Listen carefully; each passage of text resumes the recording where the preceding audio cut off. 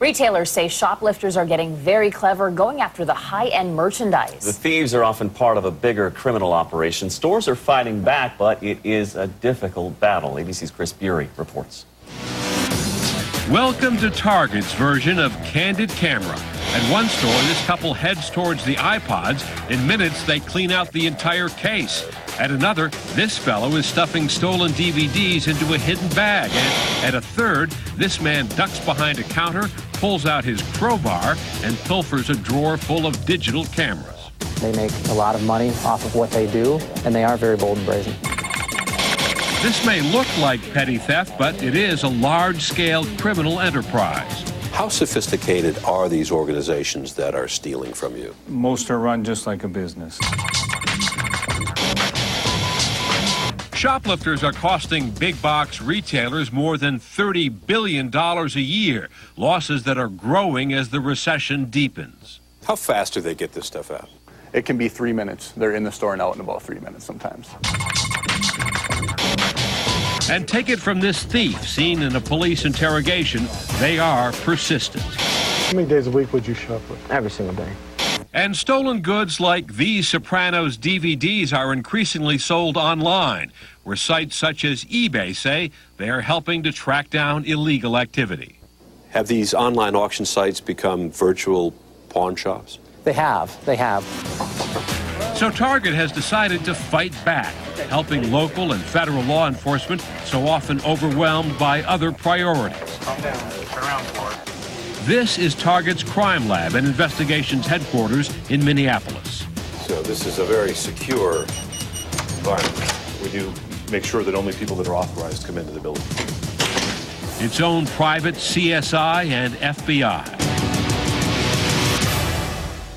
You have a lab here which would probably be the envy of a lot of police departments. Correct. We operate 2 forensic laboratories, one here in Minneapolis, one in Las Vegas.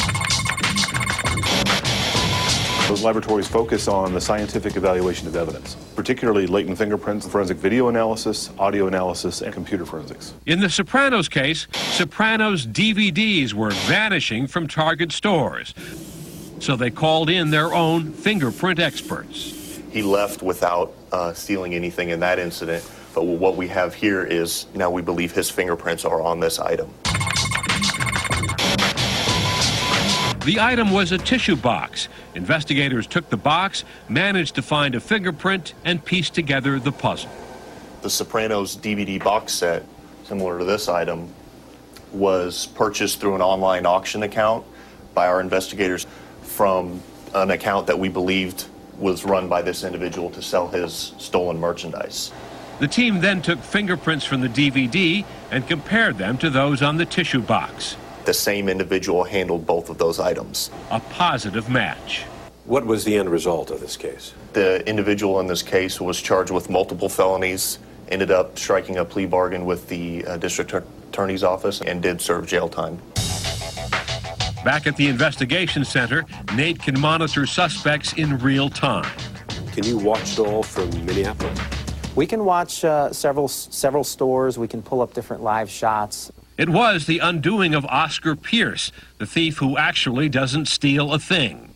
So in this video, our subject has already placed a fraudulent label on the product. Pierce and his accomplice switched price labels to cheat the store. Their specialty, placing phony price tags on electric razors. 10 minutes after suspect number 1 comes in and puts the phony barcode on, what happens? The second subject comes in, grabs that specific product, takes it to the cashier, and buys a $200 razor for $30. So he's made a very fat profit on that. Yes, he has. And you're trailing him every step of the way. In all, Pierce stole nearly $20,000 worth of Target merchandise. And where is the suspect now? Suspect is incarcerated. In prison? He is. The losses from organized theft take a toll far beyond the doors of retail chains like Target.